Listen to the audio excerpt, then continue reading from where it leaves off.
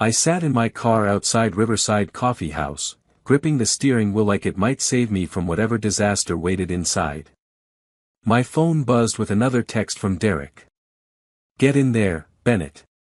She's waiting." I typed back furiously. "This is ridiculous. I know you and Connor are messing with me. We're not. Trust us. Just go. Trust them." Right. These were the same guys who once hired an actor to pretend to be a health inspector at my house, convinced me I had a raccoon infestation that didn't exist, and sent me on a business meeting that turned out to be a kid's birthday party at a trampoline park. Derek Cho and Connor Murphy thought they were comedians. I thought they were exhausting. But they were also my closest friends. We'd built our tech companies from nothing, supported each other through failures and successes, and somehow maintained our friendship even as our bank accounts grew into numbers that didn't feel real. If they said someone was waiting for me, someone probably was. Whether that someone was in on the joke remained to be seen. I checked my reflection in the rearview mirror. At 38, I still looked decent. Dark hair with just enough gray at the temples to seem distinguished rather than old. Blue eyes that my mom always said were my best feature. I'd worn a casual button-down shirt and dark jeans, nothing too formal. If this was a prank, at least I'd look normal when I walked away from it. The coffee shop sat right on the lake, with big windows overlooking the water.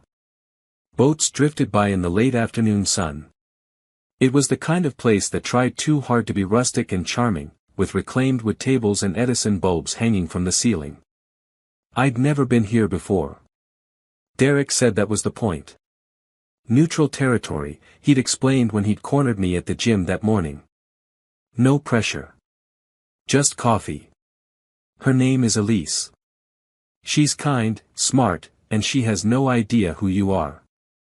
That last part had caught my attention. Most people in our city knew who I was, at least by reputation. Tyler Bennett, founder of CloudSync Solutions, the platform that helped businesses manage their data infrastructure. I'd been on magazine covers, given TED Talks, and donated enough to local charities that my name was on a hospital wing. It was exhausting, honestly. Everyone wanted something. Everyone had an angle. She doesn't know who I am. I'd asked Derek. Nope. She's not from here originally. Moved to town a couple years ago. Runs her own graphic design studio. Connor's wife used her for some branding work and thought you two might hit it off. Connor's wife, Julie, was sensible and kind. If she thought this woman was worth meeting, maybe there was something to it. Or maybe Julie was in on the prank too. With Derek and Connor, you never knew. I finally forced myself out of the car. The November air was cool but not cold, perfect for the maroon sweater I'd layered under my coat. I walked across the parking lot, rehearsing exit strategies in my head. If this was a joke, I'd laugh it off, buy myself an overpriced latte, and leave. If it wasn't, well, I'd figure that out when I got there. The bell above the door chimed as I walked in. The coffee shop was moderately busy, with students on laptops and a few couples scattered at tables. I scanned the room, looking for someone who seemed to be waiting. A woman in the corner looked up from her phone, met my eyes, then looked away. Not her. A group of teenage girls giggled near the counter. Definitely not them. Then I saw her. She sat at a table by the window, facing the lake. Her profile was striking even from across the room. Beautiful brown skin, dark hair pulled back in a low bun, and an air of calm composure that was rare in anyone, let alone someone on a blind date. She wore a burgundy dress that looked both casual and elegant, with a cream cardigan draped over her shoulders. Her hands were folded on the table in front of her, and she was staring out at the water like she was trying to decide whether to stay or go. I recognized that look. I'd worn it myself about 5 minutes ago. I walked over, my heart doing something stupid in my chest. This wasn't a prank. Unless Derek and Connor had hired the most sophisticated actress in history, this woman was real, and she was here for the same reason I was. Elise?" I said when I reached her table. She turned, and I got my first full look at her face. Warm brown eyes, high cheekbones, and a cautious smile that suggested she was as skeptical about this as I was. She was probably in her early 30s, though it was hard to tell. She had one of those faces that could be anywhere from 28 to 40. "Tyler?" she asked, standing up. She was shorter than I expected, maybe 5'5", but she carried herself with a quiet confidence. "That's me." I extended my hand, and she shook it. Her grip was firm, professional. I have to be honest. I was half convinced my friends were playing a prank on me. Her smile widened just a little. "Julie told me that might be a concern. She also told me that if you didn't show up, I should order the most expensive thing on the menu and send her the bill." I laughed, surprised. "That sounds like something Julie would say." "She's very loyal to you," Elise said, sitting back down. "She spent 20 minutes telling me what a good guy you are. I wasn't sure if I should be flattered or concerned that she felt the need to sell you so hard." "Probably a little of both," I admitted, taking the seat across from her. "Derek and Connor have a history of thinking they're funnier than they are. But Julie's the normal one in that group, so if she vouched for this, maybe there's hope." "Maybe," Elise said. She folded her hands again, and I noticed she wore no rings. No jewelry at all, actually, except for small gold earrings. "So. I guess we're doing this." "I guess we are." A waitress appeared, saving us from the awkward silence that threatened to descend. We both ordered coffee, plain and simple, and the waitress disappeared. I looked at Elise, trying to think of something to say that didn't sound like a job interview question. "How long have you known Julie?" I asked finally. "About a year," Elise said. "She hired me to redesign the branding for her boutique. We worked together for a few months, and we just clicked. She's one of those people who makes you feel like you've been friends forever, even when you just met." "That's Julie," I agreed. "She's good at that. Connor's the luckiest guy alive, and he knows it." Elise smiled, and this time it reached her eyes. "She talks about him the same way. It's sweet. A little nauseating sometimes, but mostly sweet." I grinned. "They're the couple the rest of us measure ourselves against and inevitably fall short." "You're not married?" Elise asked, then immediately looked like she regretted it. "Sorry. That was too personal." "No, it's fine," I said. "And no, I'm not. Never have been. I came close once in my 20s, but we wanted different things. She wanted kids and a house in the suburbs. I wanted to work 100 hours a week building a company. We both got what we wanted, just not with each other. Do you regret it?" The question was direct, and I appreciated that. "Sometimes," I admitted. "I look at Connor and Julie and wonder what it would be like to have that. But mostly, no. I wasn't ready then. I'm not sure I'm ready now." "Then why are you here?" Elise asked. There was no judgment in her voice, just curiosity. "Because Derek and Connor have been on my case for 2 years about how I work too much and never meet anyone. And because Julie doesn't usually steer people wrong. And because..." I paused, meeting her eyes. "Because I saw you sitting here, and I was curious." She held my gaze for a moment, then looked down at her hands. "That's honest." "I try to be." "What about you? Why are you here?" "Because Julie said you were kind and successful and had your life together, and those are 3 things I value." "And because..." She hesitated, choosing her words carefully.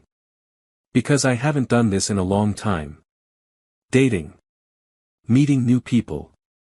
It's been a while since I put myself out there." "Bad breakup?" I asked gently. "Something like that." The waitress returned with our coffee, and we both took grateful sips.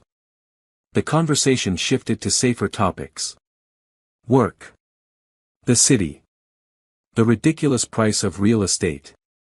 Elise told me about her design studio, how she'd built it from the ground up with just a laptop and a dream. I told her about Cloud Sync, though I kept it vague. I didn't want to scare her off with talk of venture capital and board meetings. She was easy to talk to. That was the thing that surprised me most. I'd been on dates before where every sentence felt like pulling teeth, where I watched the clock and calculated how soon I could politely leave. This wasn't like that. Time moved differently with Elise. One cup of coffee turned into two, then into splitting a piece of cake, then into realizing the sun was setting and we'd been sitting there for nearly 3 hours. I should go, Elise said finally, glancing at her phone. I have someone waiting for me at home. My heart sank.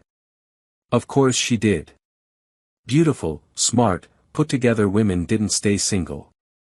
She must have seen something in my face because she added quickly, my daughter. Olivia. She's 6. My neighbor's watching her, but I don't like to be gone too long. You have a daughter, I repeated, processing this. I do. Is that a problem? No, I said honestly. I just didn't know. Julie didn't tell you. She left out a few details. Elise studied me, and I could see her weighing whether to stay or go, whether I was worth the complication. Most guys run when they hear I have a kid. I'm not most guys. So I've heard. She stood up, reaching for her purse. Thank you for the coffee. And the cake. This was nice. It was, I agreed, standing as well. Can I see you again? She hesitated. It was just a fraction of a second, but I saw it. The doubt. The worry. The wall going up. Maybe, she said finally. Let me think about it. Fair enough. I pulled out my phone. Can I at least get your number? In case you decide thinking about it is overrated? That earned me a small laugh. She took my phone and typed in her number, then handed it back. I'll let you know. I'll be waiting. She gave me one last look, something I couldn't quite read in her eyes, then walked out of the coffee shop. I watched her go, watched her get into a sensible blue Honda sedan and drive away. Then I pulled out my phone and texted Derek. You were right. She's amazing. His response came immediately. Told you. So when's the wedding? Slow down. She said she'd think about seeing me again. She'll call. Trust me. Julie said she needs someone steady. Someone who won't let her down. That's you, man. I hoped he was right. Because for the first time in years, I'd met someone who made me want to be that person. Underscore underscore underscore underscore underscore underscore underscore underscore underscore underscore underscore underscore underscore underscore underscore underscore. Would you really walk away from someone who could change your whole life, just because you're scared? Elise almost did. What would you have done in her place? Drop a comment below and let me know. And if you're loving this story so far, don't forget to subscribe for more romantic audio stories that hit different. Underscore underscore underscore underscore underscore underscore underscore underscore underscore underscore underscore underscore underscore underscore underscore underscore. 3 days passed before Elise texted me. 3 days in which I checked my phone approximately 8,000 times, drove Derek and Connor crazy with my overthinking, and generally behaved like a teenager with his first crush. Hi. It's Elise. Still interested in that second date? I replied within 30 seconds. Absolutely. When and where? Same coffee shop. Saturday afternoon. I can only do a couple hours. Perfect. See you at 2. Saturday couldn't come fast enough. I showed up 15 minutes early, ordered 2 coffees, and sat at the same table by the window. When Elise walked in at exactly 2 o'clock, wearing jeans and a forest green sweater, I felt that same jolt in my chest I'd felt the first time I saw her. You remembered my order, she said, picking up the coffee I'd gotten for her. You seemed like a 2 creams, 1 sugar person. Good memory. She sat down, and some of the tension from our first meeting was gone. She looked more relaxed, less like she was ready to bolt at any second. We fell into conversation easily. She told me more about her design work, how she specialized in branding for small businesses and nonprofits. I told her about a project CloudSync was working on, simplifying data security for schools. She asked smart questions, and I realized she actually understood what I was talking about, which was rare. My ex used to glaze over whenever I talked about work, I admitted. She'd nod and smile, but I could tell she didn't care. That must have been lonely, Elise said. It was. What about you? What does your ex do? Her expression shifted, just slightly. He's not in the picture. He never really was. I waited, giving her space to elaborate if she wanted to. She stared at her coffee for a moment, then looked up. Olivia's father left before she was born. Actually, left isn't the right word. He was pushed out. Or I was pushed out. It's complicated. You don't have to tell me if you don't want to. I know. But if we're going to keep seeing each other, you should probably know the basics. She took a breath. His family didn't approve of me. When I got pregnant, they made it clear I wasn't welcome in their world. He chose them. I chose Olivia. End of story. That's not the end, I said quietly. That's just the end of him. The story kept going. You built a business. You're raising a daughter. You're here. She smiled, but it was sad around the edges. I'm here. For what it's worth, he's an idiot. He is. But he's also gone, and I prefer it that way.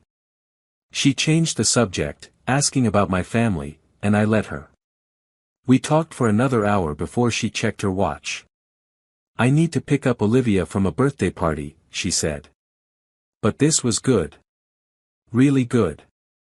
Same time next week? I asked. Actually. She hesitated. Olivia asked if she could meet you. I told her I was seeing someone new, and she's curious. Would you want to come to the park with us tomorrow? Nothing fancy. Just the playground. My heart did that stupid thing again. I'd love that. Underscore underscore underscore underscore underscore underscore underscore underscore underscore underscore underscore underscore underscore underscore underscore underscore. The next day, I met them at Riverside Park. Olivia was a tiny whirlwind of energy, with her mother's beautiful brown skin and dark curly hair pulled into 2 puffballs on either side of her head. She wore bright pink overalls and light-up sneakers that flashed with every step. Are you Mr. Tyler? She asked, looking up at me with enormous brown eyes. I am. You must be Olivia. Mommy says you're her friend. Are you her boyfriend? Olivia, Elise said, her cheeks darkening. We talked about this. What? You said he was nice. I crouched down to Olivia's eye level. Your mom and I are getting to know each other. Is that okay with you? She considered this seriously. Do you like swings? I love swings. Then it's okay. She grabbed my hand without hesitation and dragged me toward the playground. Elise followed, laughing. I spent the next 2 hours being ordered around by a 6-year-old. Push her on the swings. Higher. No, higher. Watch her go down the slide. Did I see that? Watch again. Help her across the monkey bars. She made it 3 rungs before dropping, laughing the whole way down. Elise sat on a bench nearby, watching us with an expression I couldn't quite read. When Olivia ran off to play with another kid, I joined her. You're good with her, Elise said. She's easy to be good with. She's great. She likes you. She doesn't like everyone. The feeling's mutual. We watched Olivia play, her laughter carrying across the park. I haven't brought anyone around her before, Elise said quietly. Not since her father. I didn't want her getting attached to someone who might leave. I'm not planning on going anywhere. People say that. I'm not people. She looked at me then, really looked at me. No. I'm starting to see that you're not. Underscore underscore underscore underscore underscore underscore underscore underscore underscore underscore underscore underscore underscore underscore underscore underscore. Over the next few weeks, we fell into a pattern. Coffee dates during the week when Olivia was in school. Park visits on weekends. One evening, Elise invited me to her apartment for dinner. It was small but carefully decorated, with plants on every surface and Olivia's artwork covering the refrigerator. Olivia insisted on helping make dinner, which meant mac and cheese with hot dogs cut up in it. It's my specialty, she announced proudly. It's the only thing she knows how to make, Elise whispered. I heard that, Mommy. After dinner, Olivia dragged me to the living room to show me her favorite cartoon. Elise cleaned up in the kitchen, and I could hear her humming softly to herself. It was such a simple moment, so ordinary, but it felt like something I'd been missing without knowing it. Later, after Olivia went to bed, Elise and I sat on her small balcony overlooking the parking lot. It wasn't romantic in the traditional sense, but it felt right. Thank you for being patient with me, she said. I know I'm complicated. The single mom thing, the walls I have up, all of it. You're not complicated. You're careful. There's a difference. Most guys don't see it that way. Then most guys don't deserve you. She leaned her head on my shoulder, and we sat there in comfortable silence. I thought about how 3 weeks ago, I'd been sitting in my car, convinced this was all a joke. Now I couldn't imagine not knowing her. Tyler, she said after a while. Yeah. I'm glad Derek and Connor set this up. Me too. She looked up at me, and I kissed her. It was soft and tentative, a question more than a statement. She kissed me back, and when we pulled apart, she was smiling. Good night, Tyler. Good night, Elise. I drove home with a grin on my face that wouldn't quit. I texted Connor. I think I'm falling for her. His response was immediate. Finally. Took you long enough. Maybe it had. But it felt like exactly the right time. Underscore underscore underscore underscore underscore underscore underscore underscore underscore underscore underscore underscore underscore underscore underscore underscore. A month into dating Elise, I invited her to a charity gala my company was hosting. CloudSync had partnered with a local literacy nonprofit, and the event was meant to raise funds for after-school reading programs.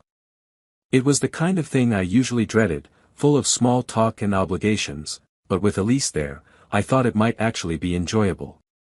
I don't know, she said when I asked her. We were sitting in her apartment, Olivia asleep in the next room.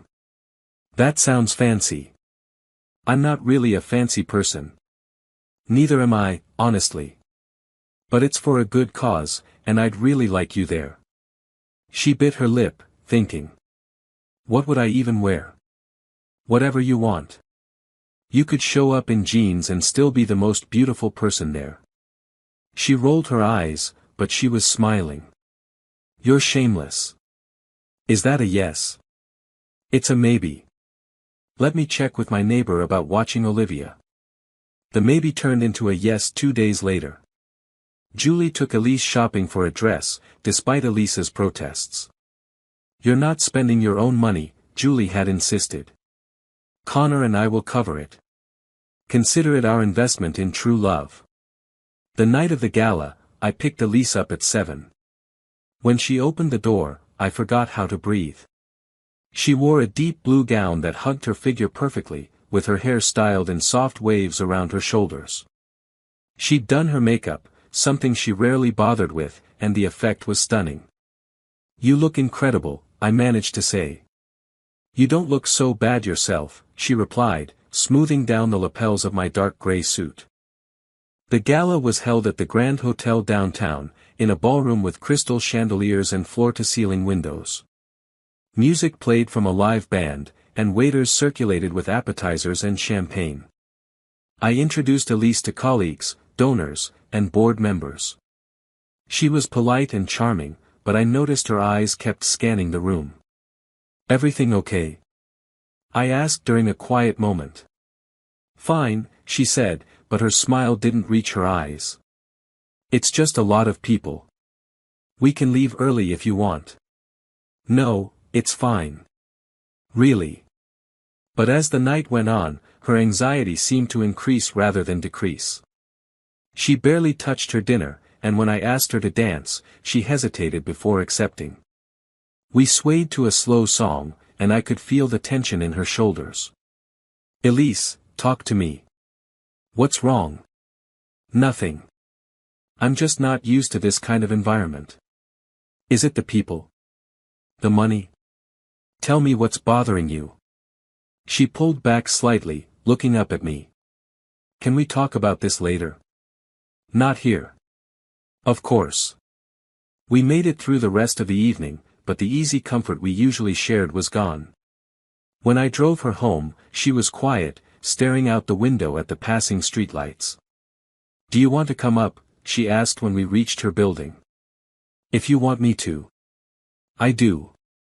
Her neighbor had already left, having put Olivia to bed hours ago. Elise kicked off her heels with a sigh of relief and gestured for me to sit on the couch. She disappeared into her bedroom and came back a few minutes later in sweatpants and an oversized t-shirt, her makeup scrubbed off. "That's better," she said, sitting beside me. "I'm sorry I was weird tonight." "You weren't weird. You were uncomfortable. There's a difference." She pulled her knees up to her chest, making herself small. "I didn't grow up with money, Tyler. My mom was a teacher. My dad worked construction. We had enough, but just barely. Places like that hotel, events like that gala, they're not my world. Everyone there probably makes in a month what I make in a year. I don't care about any of that." "I know you don't. But it's still there. The difference between us. There's no difference that matters." She shook her head. "There is. And it's not just the money. It's everything that comes with it. The expectations. The lifestyle. I have a daughter, Tyler. I can't be jetting off to conferences or staying late at fancy dinners. I have school pickups and homework and bedtime stories. That's my life. I know that. I've never asked you to change any of that. You haven't. But what happens when you do? What happens when you realize I can't be the partner you need for your world?" I turned to face her fully, taking her hands in mine. "Elise, listen to me. I'm not asking you to be anyone but yourself. I don't need you at every gala or conference. I need you here, being you. That's enough. That's more than enough." Her eyes filled with tears. "I have a lot of baggage, Tyler. My past isn't simple. I'm not simple. Nobody is. But whatever you're carrying, you don't have to carry it alone anymore." She wiped at her eyes. "I left my hometown to get away from Olivia's father and his family. They had money. A lot of it. When I got pregnant, they offered me a check to leave town and never contact their son again. When I refused, they made it clear I wasn't welcome. They said I was trying to trap him, to use a baby to get access to their wealth. It was ugly, Tyler. Really ugly. So I left. I came here with nothing and built my life from scratch. And I swore I'd never let anyone make me feel small like that again. I would never do that to you. I know. But I'm scared. What if your friends think I'm not good enough? What if you start to think that? That's not going to happen. Derek and Connor love you. Julie adores you. And I paused, making sure she was looking at me. I'm falling in love with you, Elise. The real you. Not some version I wish you were. Just you. She stared at me, tears streaming down her face now. I'm falling in love with you too. That's what scares me. Don't be scared. I'm right here. I'm not going anywhere. She leaned into me, and I wrapped my arms around her. We sat like that for a long time, her head on my chest, my chin resting on her hair. Slowly, I felt the tension leave her body. I'm sorry, she whispered. I know I'm a lot to handle. You're not. You're brave and strong and honest. That's all I want. She pulled back and kissed me, and this time there was no hesitation. Just trust. When she pulled away, she was smiling through her tears. I need to take things slow, she said. Can you give me that? Take all the time you need. I'll be here. Promise? Promise. She curled up against me, and we stayed on that couch until we both fell asleep, her hand in mine, her breathing steady and calm. Underscore underscore underscore underscore underscore underscore underscore underscore underscore underscore underscore underscore underscore underscore underscore underscore. The weeks after the gala marked a shift in our relationship. Elise seemed lighter, more open. It was as if admitting her fears had lifted some weight she'd been carrying. We still took things slow, but there was a new ease between us. I started spending more time with both Elise and Olivia. Not just on weekends, but during the week too. I'd stop by after work sometimes, bringing dinner or just keeping them company while Elise worked on design projects. Olivia had decided I was her favorite person, which was both flattering and terrifying. Mr. Tyler, can you help me with my homework? She asked one evening. She was sitting at the kitchen table, a math worksheet in front of her. What kind of math? I asked, sitting beside her. Addition. But it's hard. I looked at the worksheet. Basic single-digit addition. Let's use your fingers. If you have 3 fingers on one hand and 2 on the other, how many total? She counted carefully, holding up her hands. 5. Exactly. So 3 plus 2 equals 5. Her face lit up. That's easy. See? You're smart. You just needed a different way to think about it. Elise watched from the kitchen, smiling as she chopped vegetables for dinner. When Olivia finished her homework and ran off to play, Elise came over and kissed the top of my head. Thank you, she said. For what? That was nothing. It's not nothing to her. Or to me. She's never had someone help her like that before. Her teacher, sure. Me. But not a man who cares about her. I do care about her. A lot. I know. She knows it too. She told me last night that she wishes you could live here. My heart swelled. Yeah. What did you tell her? That grown-ups need time to figure things out, but that you care about us very much. That's true. I do. Underscore underscore underscore underscore underscore underscore underscore underscore underscore underscore underscore underscore underscore underscore underscore underscore. We went to the Children's Museum the following Saturday. Olivia was in heaven, running from exhibit to exhibit, climbing through tunnels, and building towers in the construction zone. Elise and I followed at a slower pace, holding hands. I used to bring her here when we first moved to town, Elise said. It was free on Sunday mornings, and I couldn't afford much back then. We'd spend hours here. She'd pretend to be a paleontologist digging up dinosaur bones, and I'd pretend my business wasn't failing. Was it really that bad? The first year? Yes. I had no clients, no network. I worked retail at night to make rent. But I kept at it. Slowly, I built up a portfolio. Got a few small clients. Then a few more. It took 3 years before I could quit the retail job and focus on design full-time.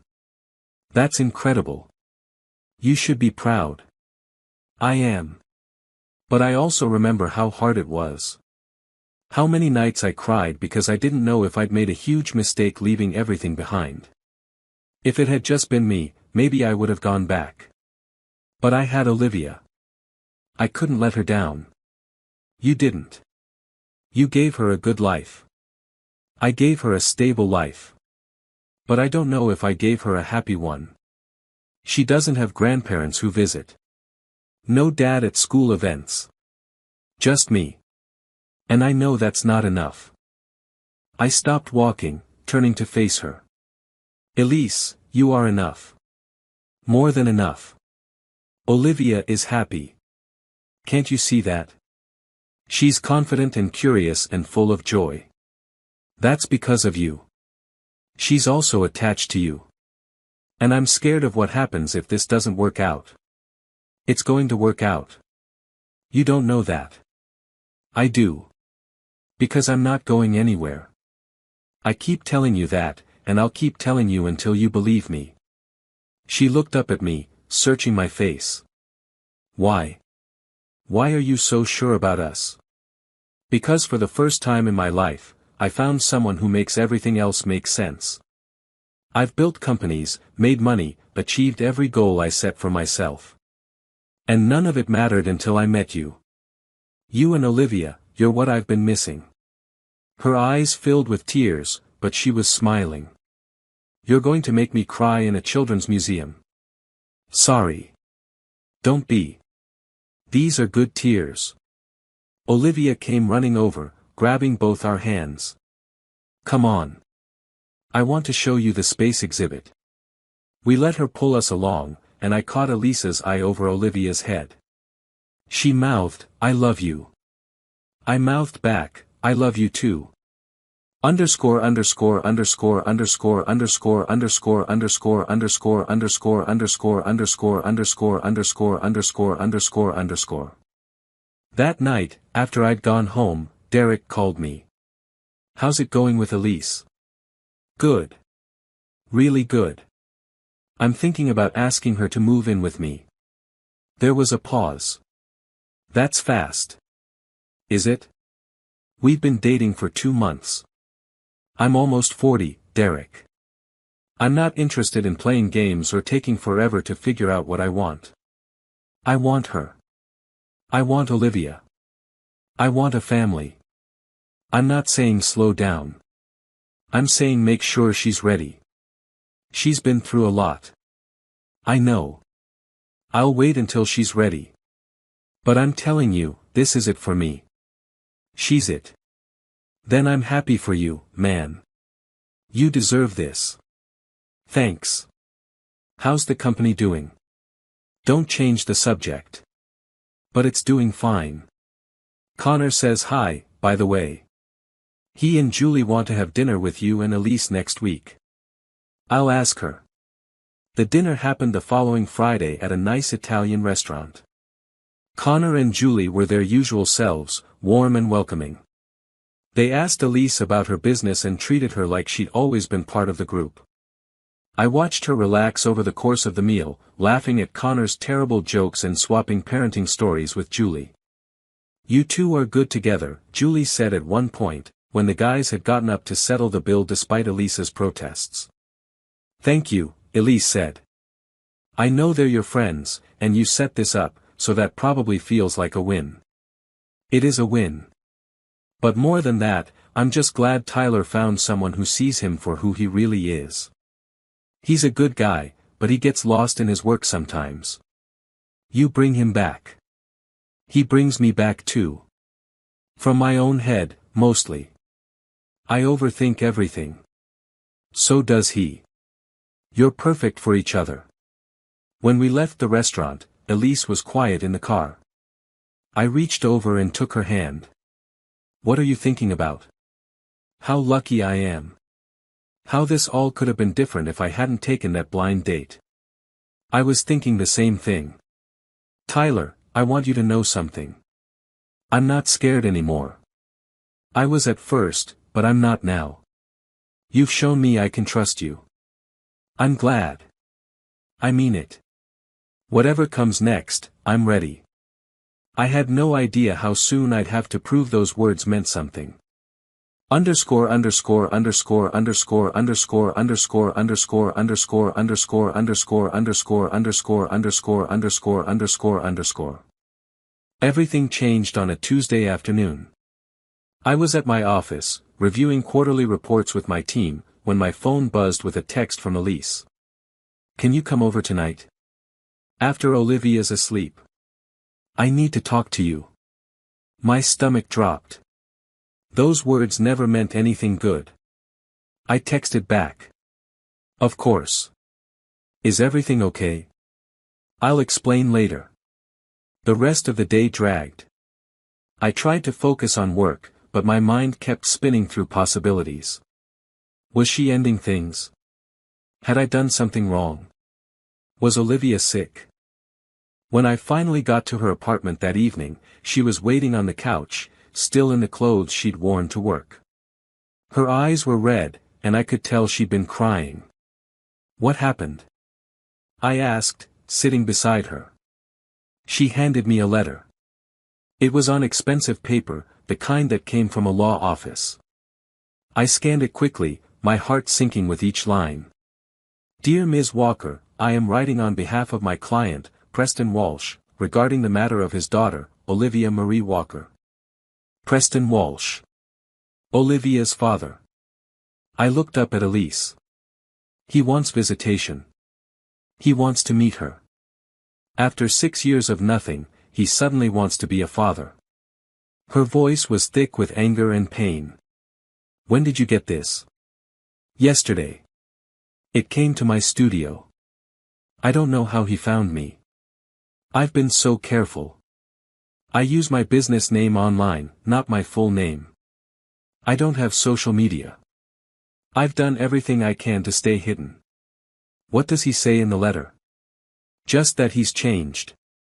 That he's thought about Olivia over the years and wants a chance to know her. That his family is willing to put the past behind them. It's all words, Tyler. Pretty words that mean nothing. I read the letter again more carefully. It was cordial, almost apologetic. But there was something underneath it, a hint of entitlement that made my skin crawl. Have you responded? No. I don't know what to say. Part of me wants to ignore it and hope he goes away. But another part is terrified he'll escalate. That he'll show up here, or at Olivia's school. His family has money and connections. What if they try to take her from me? They can't do that. You have full custody, right? I have custody because he never contested it. He signed away his rights when I left. But I don't know if that's legally binding. I never went through the courts.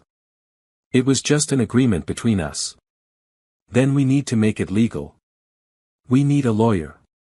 She shook her head. I can't afford that kind of lawyer. Do you know what family court costs? I'd have to drain my savings. Maybe sell my business. Then I'll pay for it. Tyler, no. I can't ask you to do that. You're not asking. I'm offering. Actually, I'm insisting. I don't want your charity. It's not charity. It's what people who love each other do. They help. They support. They fight together. You don't have to do this alone, Elise. You're not alone anymore. She broke down then, sobbing into her hands. I pulled her close, letting her cry. When she finally calmed down, she looked up at me with swollen eyes. What if he tries to take her? What if his family has more power than I do? I can't lose her, Tyler. She's everything. You're not going to lose her. We're going to fight this the right way, with the best lawyers we can find. And we're going to win because you're her mother. You're the one who's been there every day. That counts for something. That counts for everything. Why are you doing this? Why are you fighting my battles? Because there are battles now. Because I love you. Because Olivia deserves to grow up safe and happy with her mom. Because this is what family does. She kissed me then, desperate and grateful. I love you so much. I love you too. And we're going to get through this. Underscore underscore underscore underscore underscore underscore underscore underscore underscore underscore underscore underscore underscore underscore underscore underscore. The next morning, I called my lawyer, Richard Hart. He was the best in the city, specializing in corporate law but with connections everywhere. Tyler, good to hear from you. What can I do for you? I need a family lawyer. The best you know. Money's not an issue. This is about Elise. How did you know? Derek filled me in when he called yesterday. He said you might reach out. I already have someone in mind. Helena Cross. She's aggressive, smart, and has a near-perfect track record in custody cases. Set up a meeting. Today if possible. I'll make it happen. By that afternoon, Elise and I were sitting in Helena Cross's office. She was in her 50s, with sharp eyes and an air of absolute competence. She listened to Elise's story without interrupting, taking notes on a legal pad. First question, Helena said when Elise finished. Do you have any documentation of Preston's abandonment? Texts, emails, anything showing he knew about Olivia and chose not to be involved? I have some texts from right after I told him I was pregnant. He said he couldn't be a father, that his family wouldn't accept it. Then nothing for 6 years until this letter. Good. I'll need copies of all of that. Second question. Has he ever paid child support? No. Never. Even better. Third question.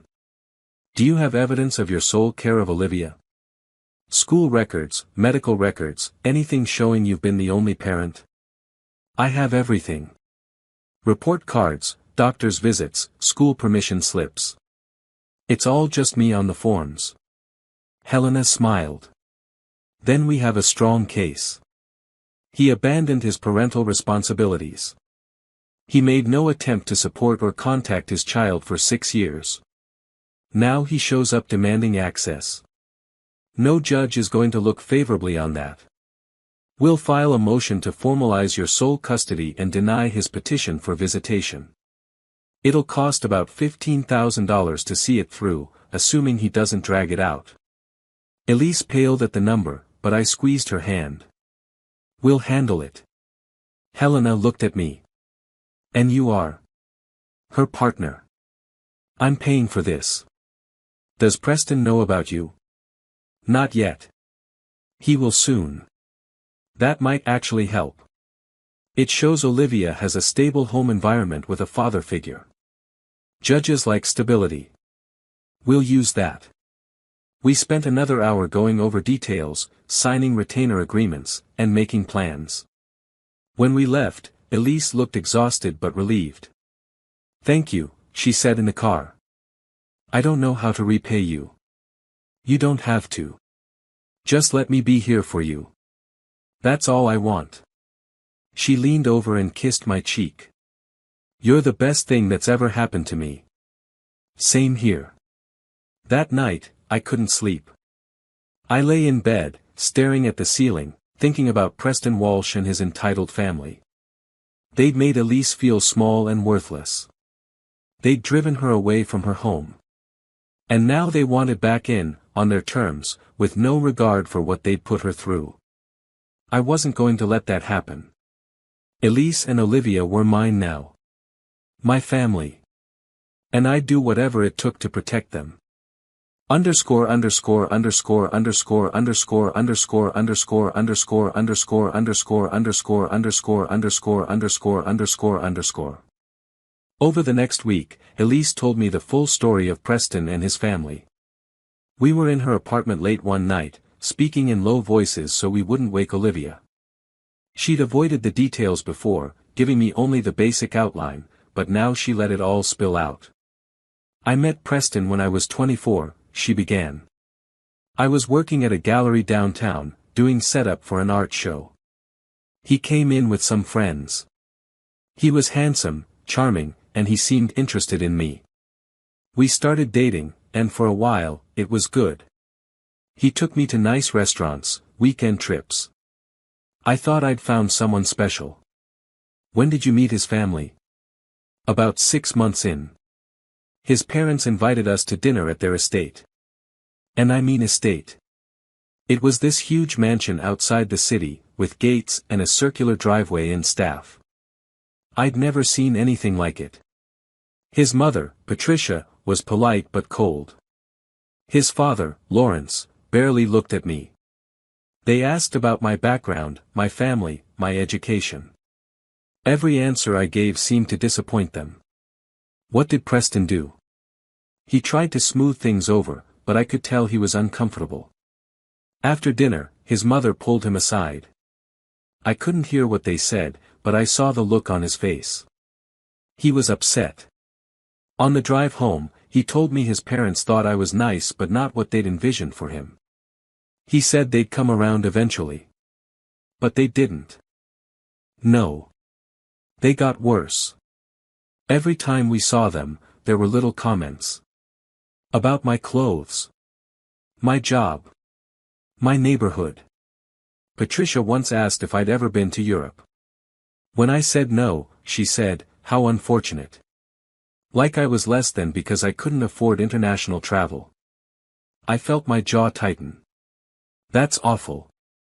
It was. But I loved Preston, so I put up with it. I thought if I just proved myself, they'd accept me. Then I got pregnant. She paused, her hands twisting in her lap. I waited, giving her time. We weren't planning it. We were careful, but things happen. I was scared to tell Preston, but I thought he'd be happy. We'd talked about the future, about getting married someday. Instead, he panicked. He said it was too soon, that his parents would be furious. He asked if I was sure I wanted to keep it. He wanted you to have an abortion. He didn't say it outright, but yes. When I told him I was keeping the baby, he went silent. Then he told his parents. The next day, Lawrence Walsh showed up at my apartment. No Preston, just his father. He offered me $200,000 to leave town and sign away any claim to Preston or his family. He said if I refused, they'd make my life difficult. That they had lawyers who could prove I wasn't fit to be a mother, that I'd trapped Preston intentionally. He made it clear I had no power and no options. What did you say? I told him to get out of my apartment. Then I called Preston and asked him to choose. Me and the baby, or his family. He chose them. He said he wasn't ready to be a father, that I was asking too much of him. So I left. I packed everything I owned, moved here, and never looked back. Her voice broke on the last words. I pulled her into my arms, feeling the way she trembled. "I'm so sorry," I whispered. "You deserved so much better." I know. But at the time, I just felt ashamed. Like maybe they were right. Maybe I wasn't good enough for their world. They were wrong. About everything. You're incredible, Elise. Olivia is incredible. Preston and his family don't deserve either of you. I've tried to tell myself that. But when that letter came, all those old feelings came back. The fear. The shame. The sense that I'm not strong enough to fight them. You are strong enough. And you're not fighting alone this time. I'm here. Helena's here. We're going to end this. She pulled back to look at me. Why does he want to see her now? After 6 years of nothing? I don't know. Maybe he regrets his choice. Maybe his parents pushed him into it. Maybe there's something else going on. But it doesn't matter. What matters is Olivia's well-being, and you're the one who's been protecting that all along. What if he's changed? What if he actually wants to be a good father now? Then he can prove it through proper legal channels over time. But he doesn't get to just waltz back in and demand access. That's not how it works. She nodded, wiping her eyes. Helena said the same thing. She said we have a strong case. We do. Trust that. Trust us. I do trust you. That's the scary part. I've learned not to trust people, but with you, it's different. You've shown me I can rely on someone. You can. Always. Underscore underscore underscore underscore underscore underscore underscore underscore underscore underscore underscore underscore underscore underscore underscore underscore. A few days later, Helena called with an update. Preston's lawyer had responded to our filing. He was asking for supervised visitation, starting with 1 hour a week. He's softening his position, Helena explained over the phone. That's good. It means he knows his case is weak. What do we do? I asked. I was at Elise's apartment, and she was listening on speakerphone. We hold firm. We offer him nothing. If he wants visitation, he can go before a judge and explain why he abandoned his daughter for 6 years. Most judges won't grant visitation in these circumstances, and even if they do, it'll be limited and supervised. He has no leverage here. What if he tries to see Olivia anyway? What if he shows up at her school?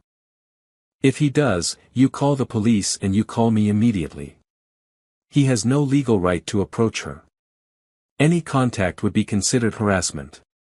After the call ended, Elise looked at me with worry in her eyes. I don't like this. It feels like it's escalating. Helena said we have the upper hand. I know. But I also know Preston. When he wants something, he doesn't give up easily.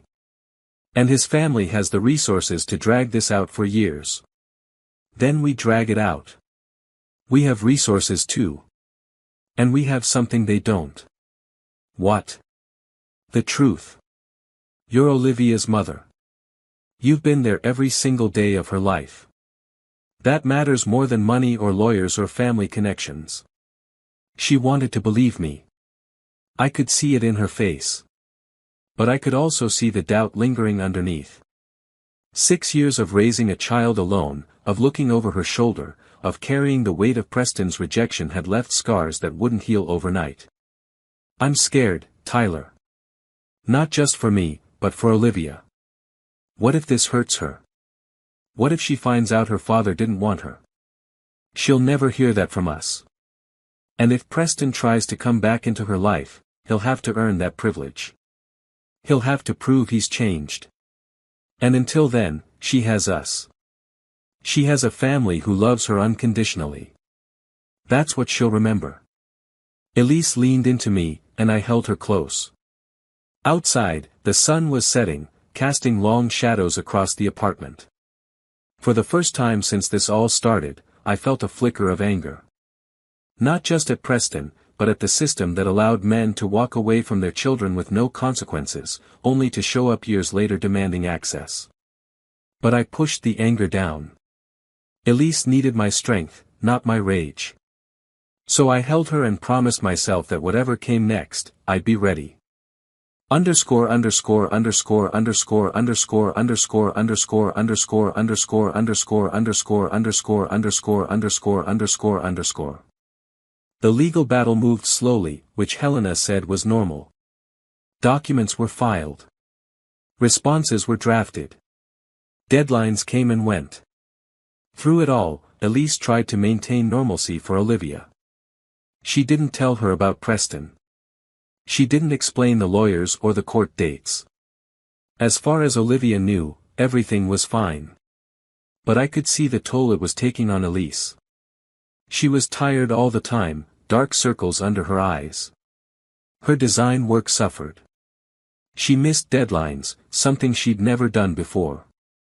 I tried to help however I could, bringing dinner, watching Olivia so Elise could rest, handling the communication with Helena. One evening, I found Elise staring at a stack of bills on her kitchen counter. Legal fees, rent, utilities, Olivia's school expenses. Her face was pale. I can't keep doing this, she said when she noticed me. The legal fees are eating through my savings. I had to turn down 2 new clients because I don't have time to do the work. My business is falling apart. Then let me help more. Let me cover your rent for a few months. Give yourself breathing room. I can't ask you to do that. You're not asking. I'm offering. Actually, I'm insisting. This is temporary, Elise. Once the case is settled, you can rebuild your business. But right now, you need to focus on this fight. Let me take care of the rest. She looked at the bills, then back at me. It doesn't feel right. Taking your money. It's not taking. It's accepting help from someone who loves you. There's a difference. How much have you spent on this already? Between Helena's fees and everything else? It doesn't matter. It does to me. I pulled her away from the counter, making her look at me. Elise, I have more money than I know what to do with. That's not a brag, it's just the truth. My company is successful. I have investments. I live well below my means because I don't care about fancy cars or big houses. But you know what I do care about? You and Olivia. If I can use my resources to protect you, to give you peace of mind, then that money finally means something. So please, stop fighting me on this and just let me help. Her eyes filled with tears. You're too good to me. I'm exactly as good as you deserve. She hugged me tightly, and I felt her resistance finally break. Okay. Okay. I'll let you help. But I'm paying you back.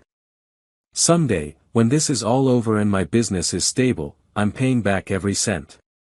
If that makes you feel better, fine. But you don't owe me anything. That night, after Olivia went to bed, Elise and I sat on her balcony like we had so many times before. But this time felt different. She seemed lighter, like admitting she needed help had lifted a burden. Can I ask you something? She said. Anything. Why aren't you married? You're smart, successful, kind. You could have anyone. Why were you alone when Derek and Connor set us up? I thought about how to answer. I was focused on the wrong things for a long time. Building Cloud Sync consumed me. Every spare moment went into the company. I dated, but it never went anywhere because I never made time for it to go anywhere. Then the company succeeded, and suddenly everyone wanted something from me. Investors.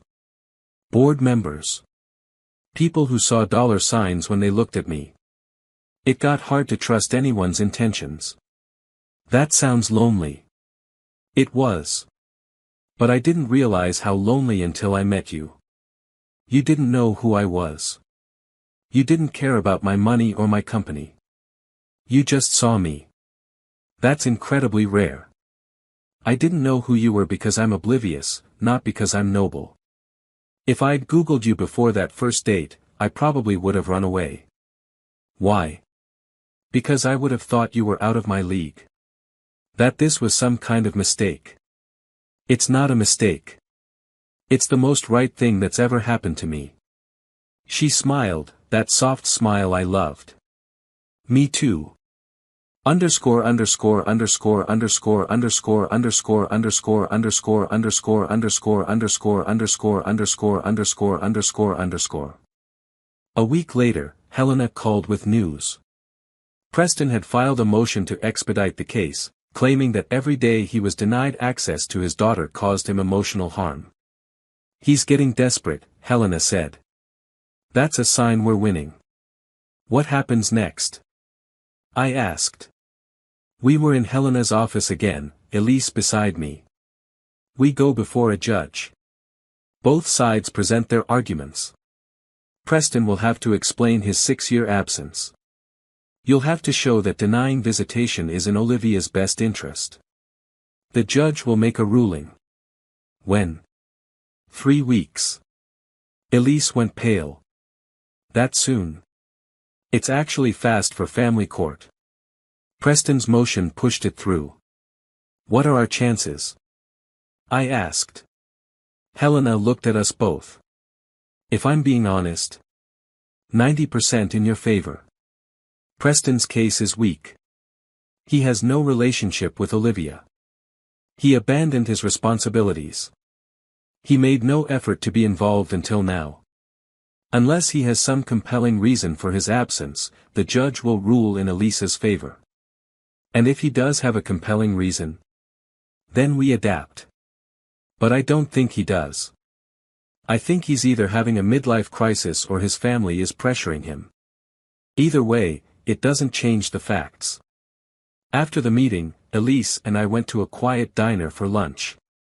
She barely touched her food, pushing it around her plate. "What are you thinking?" I asked. "I'm thinking about what happens if we lose. What if the judge grants him visitation? What if Olivia has to see him?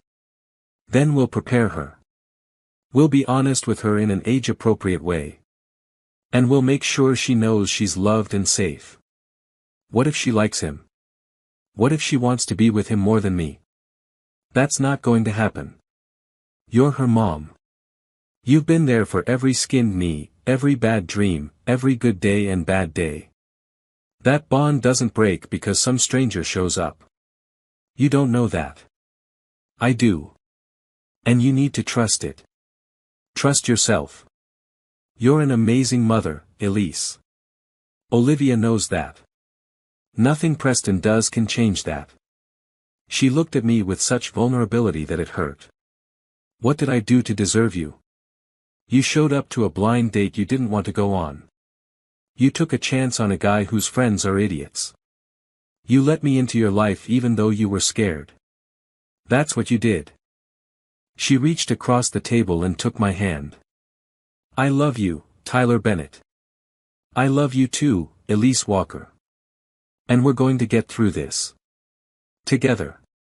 She nodded, and I saw her straighten her shoulders, gathering her strength. Whatever came next, we'd face it as a team. Underscore underscore underscore underscore underscore underscore underscore underscore underscore underscore underscore underscore underscore underscore underscore underscore. 2 weeks before the court date, Preston showed up at Elisa's design studio. She called me immediately, her voice shaking. "He's here. Preston is here. I don't know what to do." "Don't engage with him. Tell him he needs to go through his lawyer." "I'm on my way." I was across town, but I drove like my life depended on it. When I got to her studio, a small space in a renovated warehouse building, I found Elise standing in the doorway and a man in an expensive suit leaning against a car in the parking lot. Preston Walsh was tall and polished, with perfect hair and the kind of confidence that came from never being told no. He looked at me as I approached, sizing me up. "Can I help you?" he asked, like I was the intruder. "I'm Tyler. Elisa's partner. And you need to leave. I'm here to talk to Elise. This doesn't concern you. Everything that concerns her concerns me. And you showing up unannounced is harassment. Leave, or I'm calling the police." He smirked. "Relax. I'm not here to cause trouble. I just want to talk." Elise stepped forward, her voice steady despite the fear I could see in her eyes. "We have nothing to talk about, Preston. You made your choice 6 years ago. You can't just show up now and expect me to engage with you. I know I made mistakes. I'm trying to fix them. I want to meet Olivia. I want to be her father. You gave up that right when you walked away.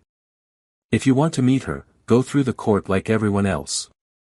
"The court?" "Right. With your high-priced lawyer funded by your new boyfriend. You think that's fair? You think that's what's best for Olivia?" I stepped between them, keeping my voice calm. "What's best for Olivia is having a mother who's been there for her every single day of her life. Not someone who shows up 6 years later demanding access. You don't get to play the victim here." Preston's expression hardened. "You don't know anything about me. You don't know what I've been through." "You're right, I don't. And I don't care. What I care about is Elise and Olivia. And you're upsetting them. So leave. Now." He looked past me to Elise. "Is this what you want? To keep my daughter from me? To poison her against her own father?" Elisa's voice was ice. You're not her father. A father shows up. A father cares. A father doesn't walk away when things get hard. You're just a man with regrets, and that's not my problem. Now leave before I call the police. For a moment, I thought Preston might argue. But then he shook his head, a bitter smile on his face. Fine. Have it your way. But you'll regret this. My family has resources. We'll make sure Olivia knows who her real family is. He got in his car and drove off. Elise watched him go, her whole body rigid. When he was out of sight, she finally let out a breath and started to shake. You okay? I asked, putting my arm around her. No. But I will be. Thank you for coming. Always. We went inside her studio, and I made her sit down while I got her some water. Her hands were still trembling. He's not going to stop, is he? She said. Probably not. But he just made a huge mistake. He approached you directly when he knows he's not supposed to. Helena can use that in court. He said his family has resources. What if they come after me? What if they try to prove I'm an unfit mother? They can't prove something that isn't true. You're an incredible mother. Any investigation would show that. But what if they lie? What if they make things up? Then we fight back. Elise, you have to trust the system. I know it's scary, but Helena knows what she's doing. We have evidence, documentation, everything we need to win this. She nodded, but I could see the fear hadn't left her eyes. I'm sorry you got dragged into this. I'm not. This is exactly where I want to be. Fighting for you and Olivia. That's what matters to me. I don't deserve you. Yes, you do. And you deserve to win this case. So let's focus on that. Underscore underscore underscore underscore underscore underscore underscore underscore underscore underscore underscore underscore underscore underscore underscore underscore. That evening, I called Helena and told her about Preston's visit. She was furious. He approached her directly. After we filed a motion specifically stating he's not to contact her outside of legal proceedings. That's contempt. I'm filing a report with the court immediately. Will that help our case? Absolutely. It shows a pattern of disregard for boundaries. It shows he's not acting in Olivia's best interest, just his own. This was a gift, Tyler. He just handed us ammunition. Good. Use it. After the call, I went back to Elisa's apartment. She'd picked up Olivia from school and was making dinner, trying to act normal. Olivia chattered about her day, oblivious to the storm brewing around her. The night before the court date, I stayed over at her apartment. We didn't sleep. We just lay in bed, talking about everything and nothing. What if I fall apart tomorrow? She asked. What if I get up there and can't talk? Then I'll be right there in the courtroom. You'll look at me, and you'll remember why you're doing this. For Olivia. That's all that matters. What if Preston's lawyer makes me look bad? What if they twist my words? Helena will object. She won't let them steamroll you. And you'll tell the truth. That's all you have to do. The truth is on your side. The truth doesn't always win. It does more often than not. And this time, it will. I believe that. She turned to face me in the darkness. I'm so glad you're in my life, Tyler. I don't know how I'd get through this without you. You'd find a way. You're stronger than you think. But I'm glad I can be here. I want to be here. For all of it. The good, the bad, the scary. All of it. Even if we lose tomorrow. Even then. Losing a court case doesn't change how I feel about you. It doesn't change our life together. It just means we have to figure out a new plan. But we'll do it together.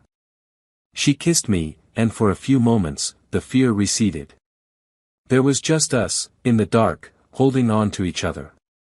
Underscore underscore underscore underscore underscore underscore underscore underscore underscore underscore underscore underscore underscore underscore underscore underscore. The courthouse was imposing, all marble and wood paneling. Helena met us in the lobby, dressed in a sharp suit, her briefcase in hand. "You ready?" she asked Elise. "No. But let's do this anyway." We went through security and made our way to the family court wing. Preston was already there with his lawyer, a slick-looking man in an expensive suit. Preston looked nervous, which gave me a small amount of satisfaction. The hearing was in a small courtroom, just the judge, the lawyers, and the involved parties. No jury. No spectators. The judge was a woman in her 60s named Judge Morrison. She had a reputation for being fair but tough. Helena presented our case first. She walked through Elisa's history with Preston, his abandonment, his lack of support. She entered into evidence the texts Preston had sent 6 years ago, the ones where he said he couldn't be a father. She showed Olivia's school records, medical records, everything demonstrating Elisa's sole care. Then it was Preston's lawyer's turn. He painted Preston as a young man who'd made a mistake, who'd been pressured by his family, who now wanted to make amends. He argued that children deserved to know both parents, that denying Preston access was denying Olivia a relationship she had a right to. It was compelling, I had to admit. But Helena was ready. On cross-examination, she tore into Preston. "Mr. Walsh, you claim you want to be a father to Olivia now. When was the last time you saw her?"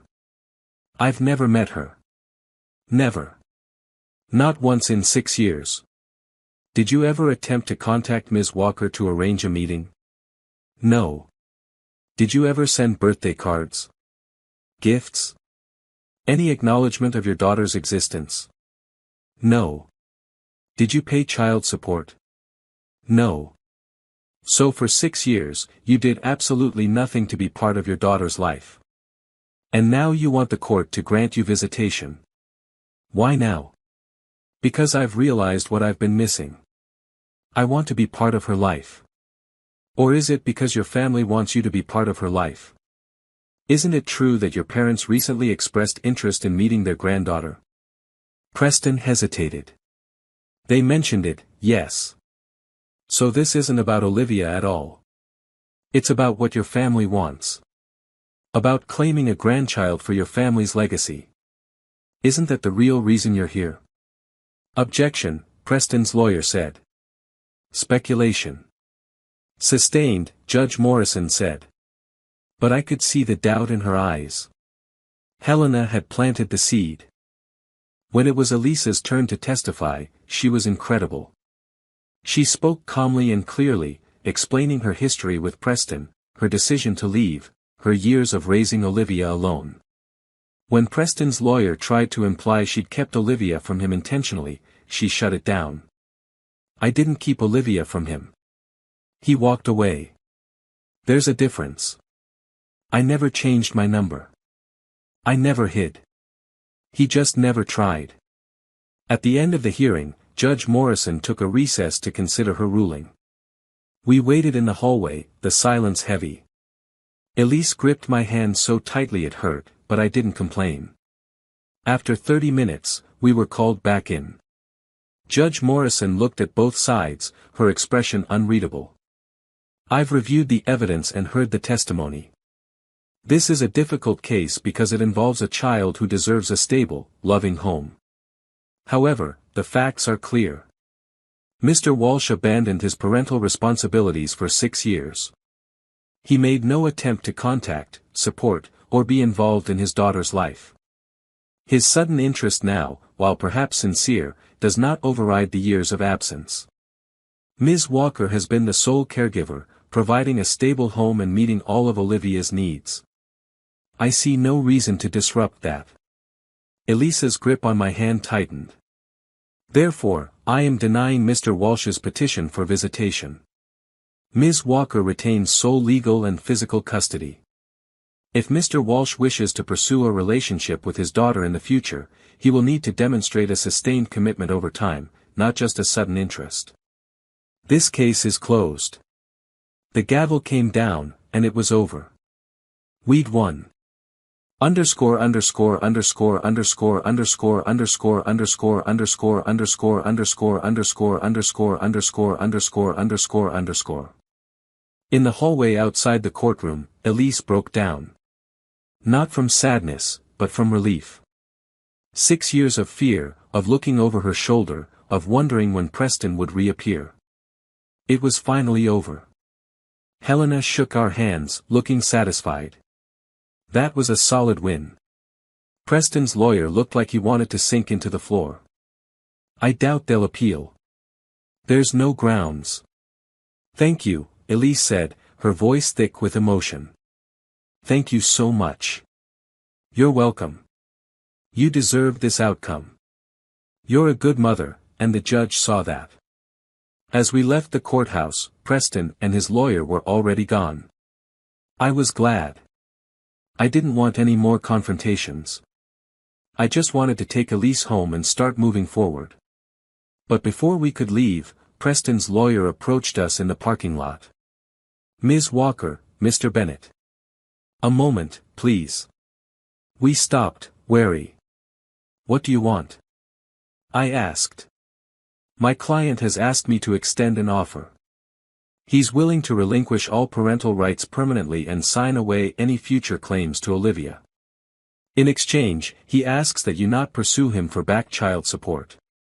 Elise stared at him. He wants to sign away his rights. Yes. Completely and permanently. He realizes his attempt to reconnect was misguided.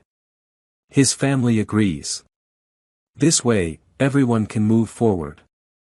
I looked at Elise. It's your call. She thought for a moment, then nodded. Yes. I accept. But I want it in writing. I want it legally binding. Of course. I'll have the documents drafted and sent to Ms. Cross within the week. He left, and Elise turned to me, her eyes bright. It's really over. He's gone. For good. It's over, I confirmed. You're free. She threw her arms around me, and we stood there in the parking lot, holding each other. After everything, we'd won. Not just the case, but our future. Underscore underscore underscore underscore underscore underscore underscore underscore underscore underscore underscore underscore underscore underscore underscore underscore. Over the next few weeks, life returned to normal. The documents came through, Preston signed away his rights, and the case was officially closed. Elisa's business picked up again. She started taking on new clients, rebuilding her portfolio. The stress lines around her eyes faded. She laughed more. She slept better. One evening, about 3 months after the court case, I took Elise and Olivia to our favorite lakeside restaurant. It was the same place Derek and Connor had taken me to celebrate CloudSync's first big contract. It felt fitting to be back there now, celebrating something even more important. After dinner, while Olivia was distracted by the dessert menu, I reached across the table and took Elisa's hand. I have something to ask you. She looked up, curious. What? I've been thinking a lot about the future. About what I want. And what I want is this. You, me, Olivia. A family. I know we've only been together for 6 months, but it feels like longer. It feels right. And I don't want to waste any more time. I pulled out a small box from my pocket. Elisa's eyes went wide. Tyler. Elise Walker, will you marry me? She stared at the ring, then at me, then back at the ring. Tears started streaming down her face, but she was smiling. Yes. Yes, of course yes. I slipped the ring onto her finger, and Olivia looked up from her menu, confused. What's happening? Mr. Tyler just asked me to marry him, Elise said, laughing and crying at the same time. Olivia's face lit up. Does that mean he's going to be my dad? If you want him to be. I do. I want that so much. She launched herself at me, hugging me tight. I hugged her back, overwhelmed by how much love I felt for this little girl who wasn't even mine by blood but felt like mine in every way that mattered. So it's settled, I said. We're a family. We're a family, Elise agreed.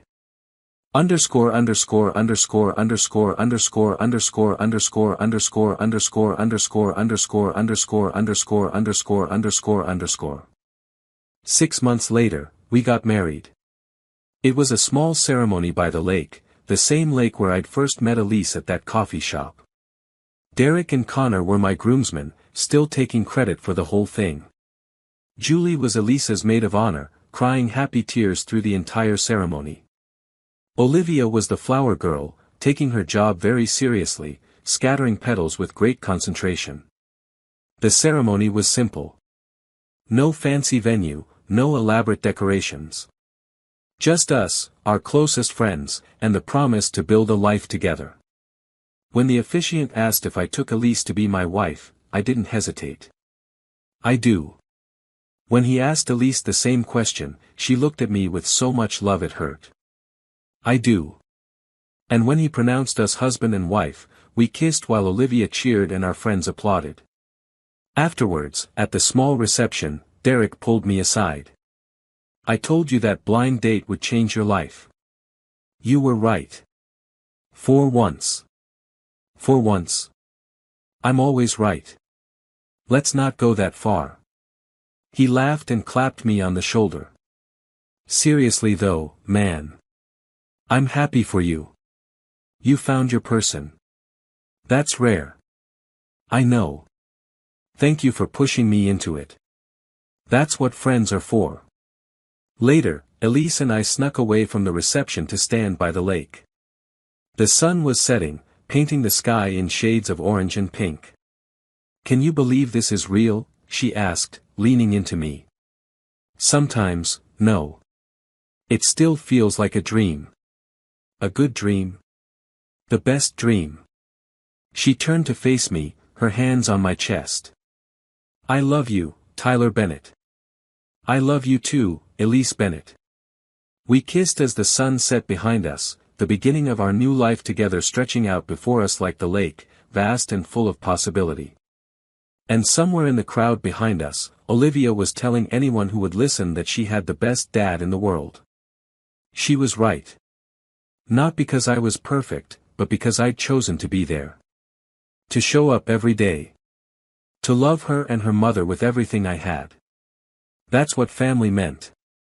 Not blood or obligation, but choice. The choice to stay, to fight, to build something beautiful together. And I'd make that choice every single day for the rest of my life. Underscore underscore underscore underscore underscore underscore underscore underscore underscore underscore underscore underscore underscore underscore underscore underscore.